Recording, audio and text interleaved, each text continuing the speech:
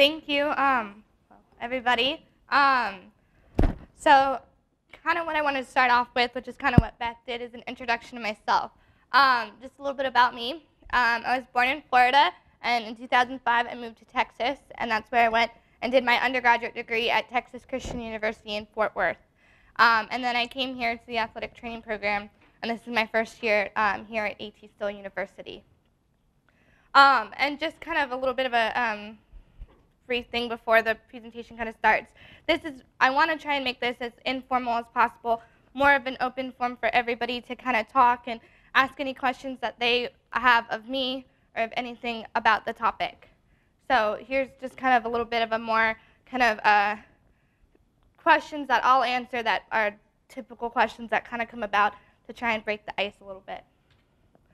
So what is dwarfism? It's a genetic mutation that occurs during embryo development, and it affects the fibroblast growth factor receptor, and that is what functions as either inhibiting or producing our growth, and that's stunted. And so that creates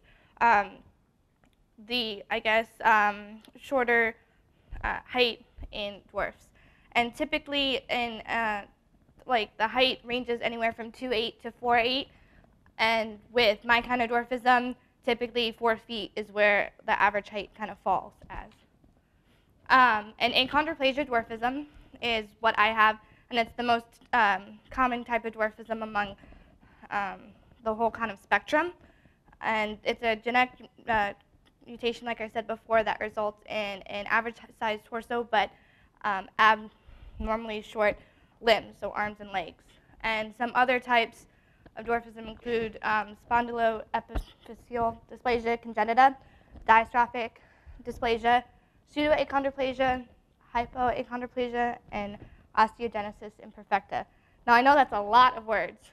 Trust me, I can't memorize all those off the top of my head in most accounts. And so Little People of America is kind of our organization, and it's a nonprofit organization that kind of provides support to new families and ongoing kind of members. It's a huge part of my life, and that's why I wanted to share it with you all.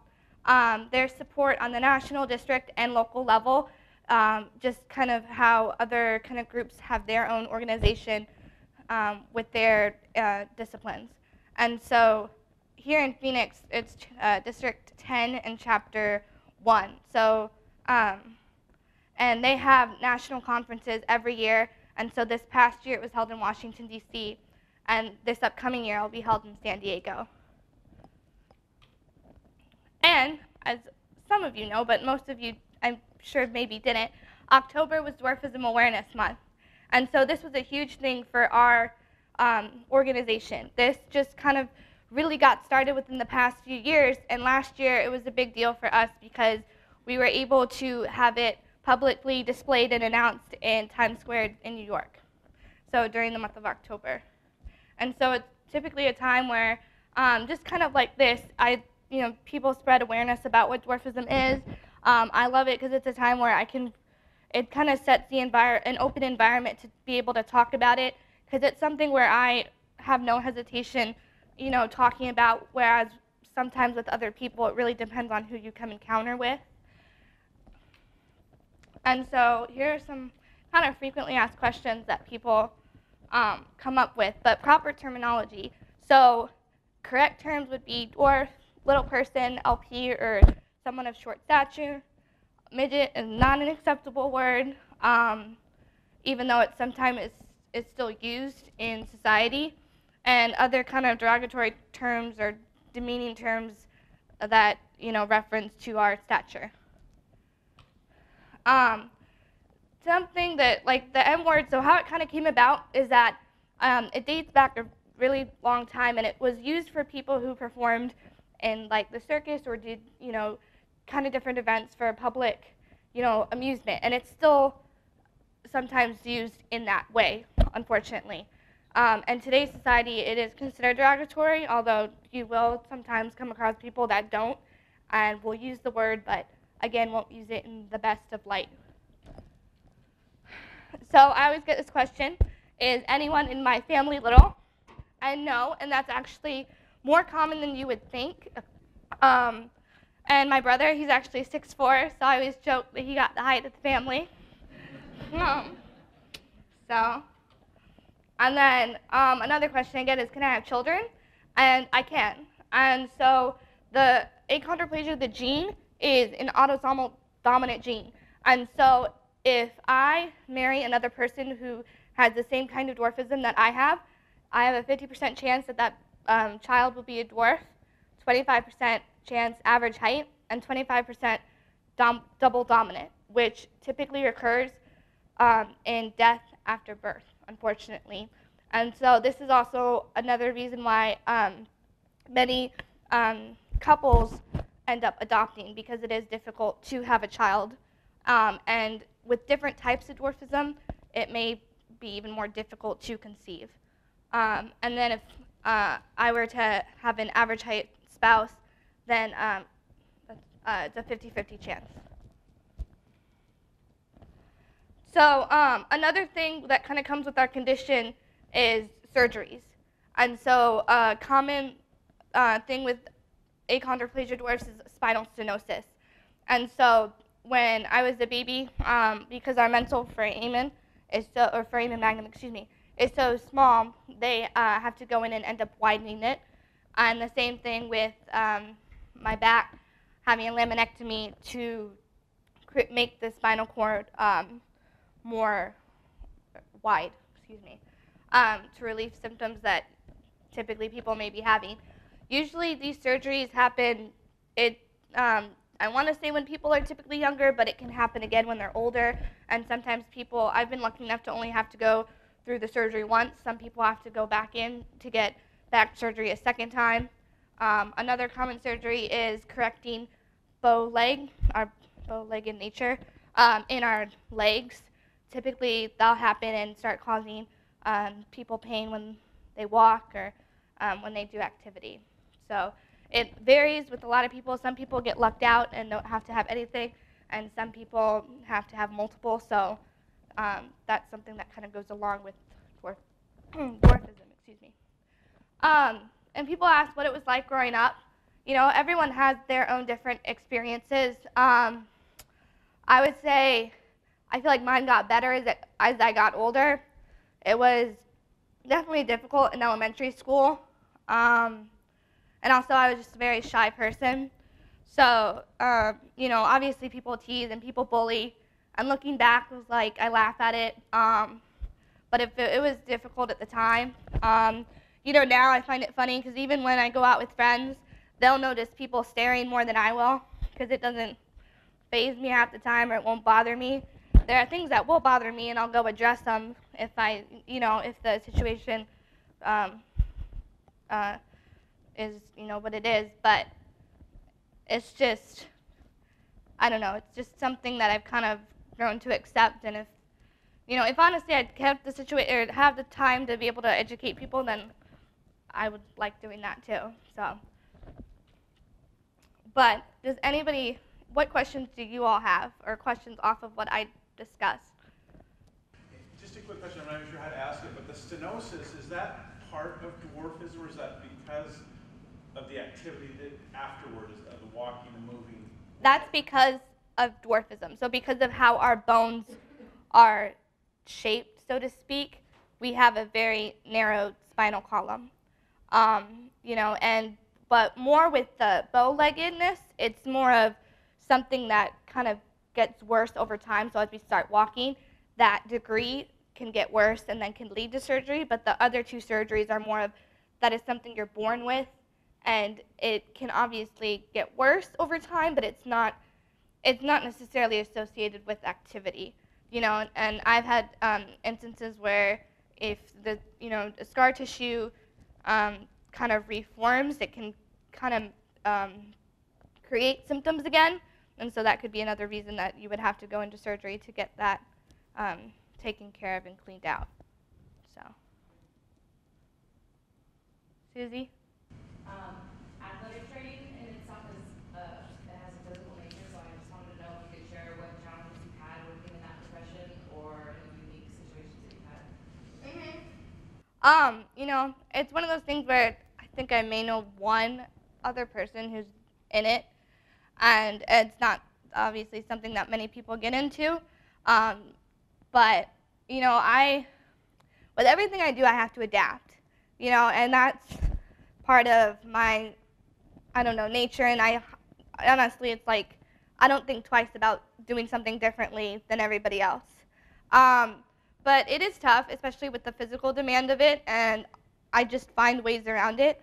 I find ways to make it work. I mean, obviously, I know I'll never be able to lift a 10-gallon cooler in my life, but, you know, if you find ways to make it work for you, then, because I could be as negative as, well, I'm not going to do it, I can't do it, so what am I going to do with the rest of my life? But I just choose not to do that, and the fact that it is such a challenge every day, you know, whether it be big or small, that's what I love about it.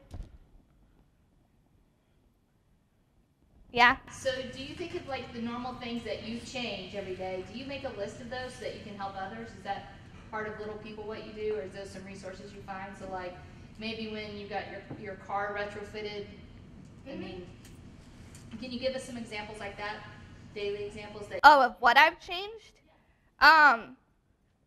So yeah, my car is modified to fit me, and so I have pedal extensions, and I have a cushion in the back, so I'm sit more forward, and then the airbag has to be turned off because I'm sitting too close to the steering wheel. Another thing is stools, so whether it be stools in my apartment or a stool at where I work, to be able to reach things. It's funny because I'm not always, what's the word? I'll kind of do something before I think about it. So like if I need to reach something, I'll just climb on the counter to reach it. I won't be nervous about doing that.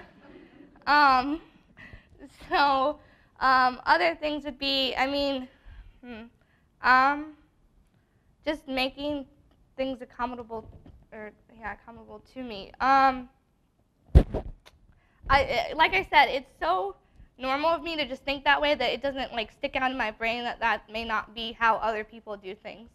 So, so when I go to a hotel, I can never reach the sinks. So I'll either use the trash can to try and reach the sink, which they'll break because they're plastic, or I'll brush my teeth in the bathtub.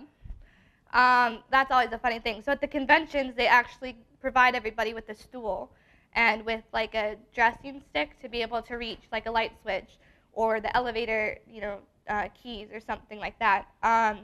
So it's funny because it's like when some people, like when I'll say all the different things that I notice, but nobody else notices them because I guess they're taken for granted or something, or I don't know. So every time I go to the bathroom, I'm always like, okay, I know I can't reach probably this, and that. So what am I going to do to be able to do that? So I don't know. It's just, I guess. So, but I don't let that, I guess, negatively put me down. Yeah, Amanda. Shopping. So since my torso is normal, average height, I should say, shopping for like tops aren't that bad. I shop mainly like in the juniors. I can shop in women's, and I can sometimes get away with children. So, but that's difficult. I mean, everything doesn't fit. I mean, I feel like with anybody, but everything doesn't fit quite like it is shown on a mannequin. You know, with my pants, I'll always have to get things altered, and even with some certain like tops or sweatshirts and stuff like that. So honestly, I don't like shopping because I have to like do a whole nother step after the fact. But and shoes, I'm in kids sizes, so as much as like that's yay for it being cheap, it's like no, because they don't have like nice shoes. They have kids shoes. So I mean it is what it is. So I don't know. I don't know. I don't like shopping for pants though. That's like the worst because I have to have them altered. But yeah, it's just trying to find what, you know, what's out there and what fits. And there are some companies that we have like an expo every year at the convention that they sell, like they have their own clothing lines, or there have been some shoe companies out there, and there's even in the past couple years a furniture company. And so I thought that was really cool. So offering just things that are more, fitted to you. And so. So you mentioned that obviously there is this yearly convention, and I assume that there's a huge social aspect to it, but there must be a formal aspect to it as well. So what kind of formal programs are available during those conventions? There are various workshops, and medical professionals come in from all over the country to speak and to be able to be seen by those doctors, so you're not having to fly, X amount of miles to go see them. So like how I did a couple weeks ago, I had to go all the way to Baltimore to see my doctor to see if I was, if everything checked out okay. So that's one aspect of it. They usually do, they have their own discussions where they talk about different types of dwarfism, and also just it's great for new parents and parents who have newborns, to go and to get information about. They even have workshops that members can talk at, and so I did one 2 years ago about kind of just healthy living for college students. They have teen activities and stuff for kids as well, so that's more, I would say, on the more formal side of it.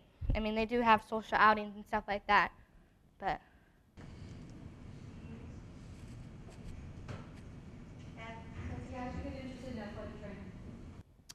That's something I got interested in high school, and I was signed up for a PE class, and I couldn't do everything in the PE class, and so they wanted me, it's a funny story, they wanted me to graduate with a modified degree, and that's something that like me and my mom were very against, and so the PE teacher was actually an athletic trainer and suggested it to me, and when someone says no to me, that'll make me like want to do it 5 times more.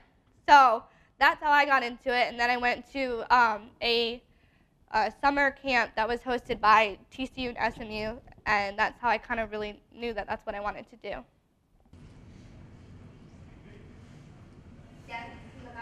Do you find generally, when dealing with people, do you find it more difficult dealing with different generations than others? So do you find more acceptance amongst younger people than older adults? What's been your experience there? That's a really interesting question, because not only do I notice differences in generations, but I notice a lot of differences in ethnicities. And so different ethnicities will kind of react very differently. Definitely, I mean, younger populations, I mean, kids are kids, so I mean, it's not, one to bother me. I will see, though, how the parent will react, because if the parent reacts accordingly, then I'm like, okay, that's good, but if the parent doesn't, then I've had instances where the parent will be just like a child, and that's not acceptable. And so I'll go up to the parent and, say what I want to say, but within, I mean, yeah, I don't know. I mean, I've had so many different, I've had responses where there have been older individuals and they're as worse as children, or, I've had younger populations that are, again, more okay with it. So I don't know if it's a thing of generations, more if I've noticed it more just as like I said, cultural. So being in Texas, and I'm not trying to stereotype or anything, it's just an observation that I've made. The Hispanic population don't take to it. Like, they'll stare, but to a point where it's very inappropriate. And I've had kids follow me around the store, and they don't know personal space. I'm just like, okay, go back to your mom and dad. And where the kid has gone up to the parent, and the parent doesn't handle it well either. So I have no idea what that would relate to at all. How would you like the parent to react in the child? I'd like the parent to explain to the child, like, yes, that person may be different, but that's not something to stare at. That's not something to, point or make fun of, or, just beyond just making the kid be quiet, explain to the kid why. So, no. There's like 3 people who just raised their hand. I was wondering, based on the comment about ethnicity, do you know the different prevalence of dwarfism of the different kinds in different racial or ethnic populations? That's a good question. I'm not sure. Like statistics-wise or numbers-wise, I do know that when a lot of people adopt, they typically adopt overseas because it is seen as something that's not acceptable in their society. So, but I don't know exactly what they deem as right or wrong or whatnot. And other people, like in Europe, they have their own organization as well. But I have like just heard that it's seen as very differently there than it is in here. So, but I don't honestly know the prevalence rate. I can tell you the prevalence rate of like achondroplasia, but I don't know. I mean, and I would assume that would be the same overall. But that's a good question though. Yeah. Are you part of the local chapter in Phoenix? And if so, how many members of the local people are there? I haven't been able to attend a meeting yet, just because of work and whatnot. So I don't know, but I feel like it's a strong group. That just talking to some people, and they had the group that I was a part of back in Texas. It was. I feel like it was bigger than what people attended at the meetings, just because Texas, like the area is so spread out. So we'd have about 20 people average to a meeting, but I feel like there could be, easily 50 people or something. I feel like it's more, not that it's more prevalent than people would think, but I mean, I really feel like it is. And there are people that aren't a part of LPA that are still kind of, out there. And it's funny when I come in contact with another little person, I always get asked, how do you guys approach each other? And, if the other person is open enough, then I'll, approach them. But if they're not, which I've had those instances where, they don't really want anything to do with little people or, the organization or, there's a lot of controversy, or, I mean, not a lot, but I would say in limb lengthening procedures, because, if you get that, does that mean you're getting it because, you want to be more normal or, to just help you out physically or whatnot? And so, I guess there's that. Bronson? Being that you're an athletic trainer and you deal with athletes every day, I'm sure you have like difficulties and struggles with how they approach it and whatnot, because I remember you explaining that you've had athletes just run right past you and go to other athletic trainers and they like a football player. So like I guess how do you overcome or get through those struggles that you've had, or have you had them? I feel like it's all about kind of how you approach them. And, I haven't had much difficulty where I'm at right now, but if, I don't know, I feel like if you would approach them with less confidence, then obviously they're not going to want to come to you no matter who you are.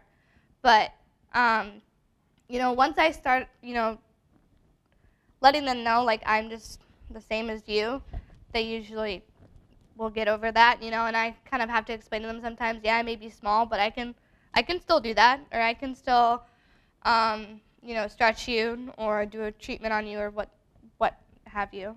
So, but yeah, but it's interesting because I'm grateful to say I haven't had much, issue in the collegiate setting as much really with my stature.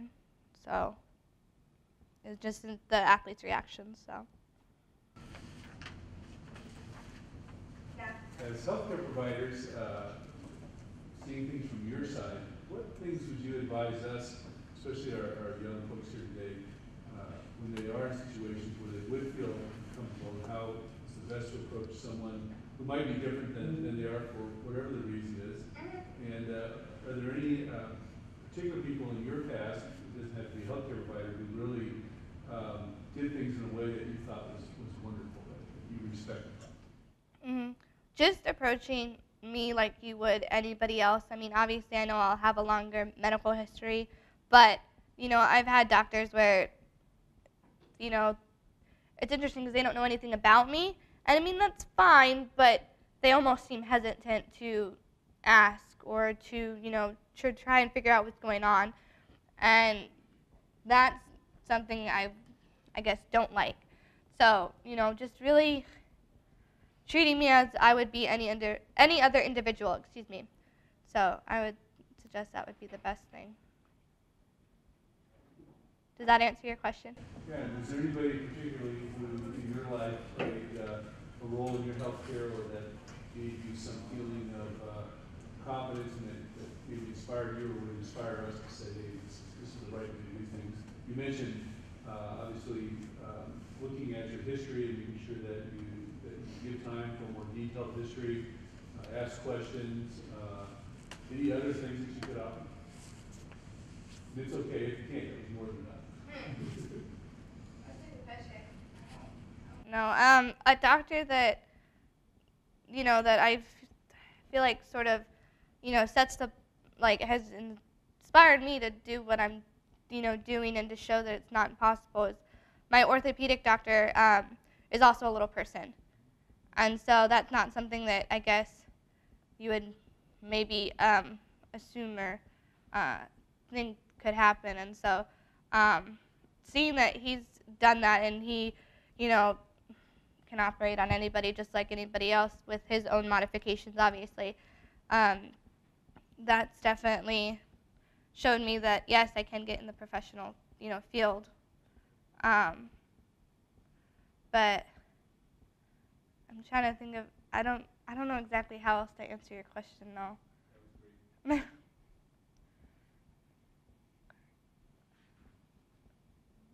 Yeah, yeah.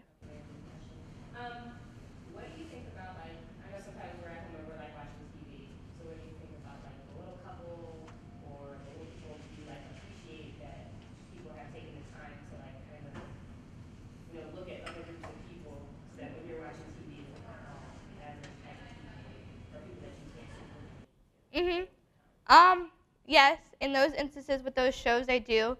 Everyone will ask me though, do I know Matt Roloff? Oh my goodness.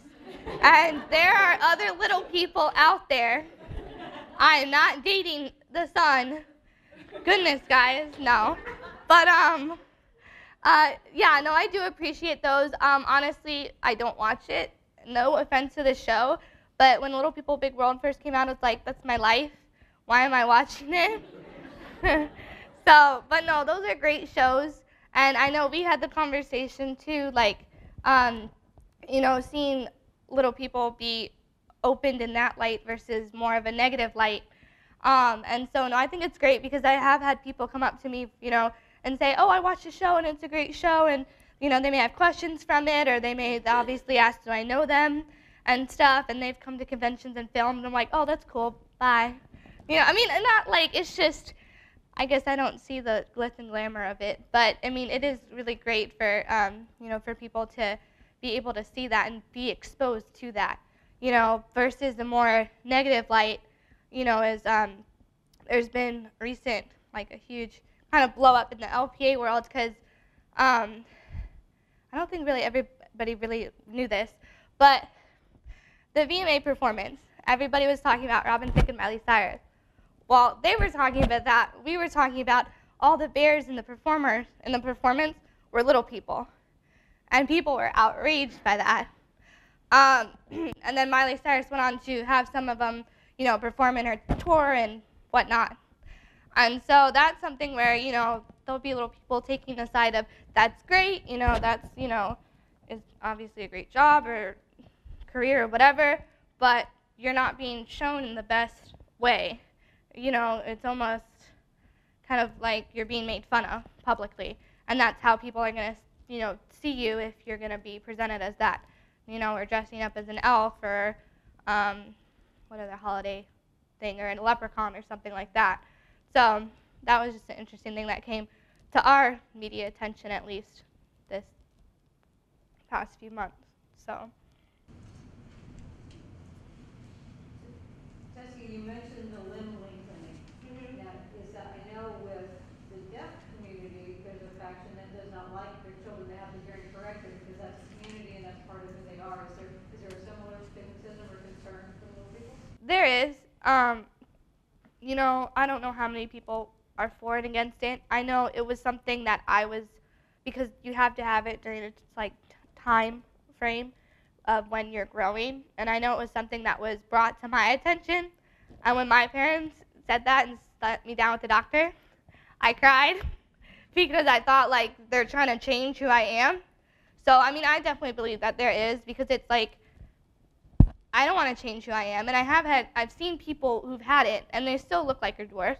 Yeah, they have 5 inches on me, but you're still who you are, you know.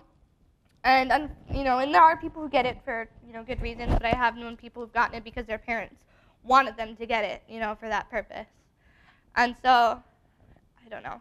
I'm personally not for it, but there are other people with other opinions.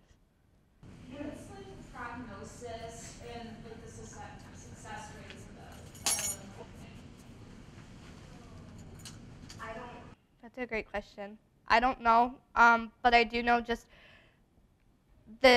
what you have to go through to do it. I feel like is so much painful, like than the results, because your bones are broken. You're putting in fixators, you know, for I don't know how long, at least a year, if not a little more. And so it's not something that I would want to go through. And then, you know, you may have scars all over your body from it, and it's just, to have that on your legs and your arms, it's just, I don't know. My back surgery was in that, you know, so. Yes? With your type of dwarfism, you talked about how your torso is normal size. But with the other types, possibly, do they ever have problems with major organs? So SED, and they typically have a shorter torso, so they have problems a lot with like breathing, just because everything is so jam-packed, so to speak, inside the thorax and abdomen. And each type of dwarfism has their own kind of set of conditions, whether it be within the joints or the bones. So there has been difficulty with that, and there's a type of dwarfism, and I know there's been specials on TV about it, but primordial dwarfism, and that's, you know, you see as the very, I would say, almost the smallest type and the rarest, and you know, and they, unfortunately, they, you know, they're not able to live their like entire lifespan just like how I would be. So.